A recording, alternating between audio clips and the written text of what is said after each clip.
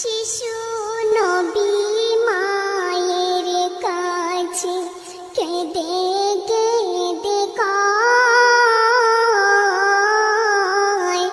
বলো বলো বলো মাগো আমার আব্বা জান কোথায়। সন্ধ্যা বেলায় খেলার শেষে সব ছেলে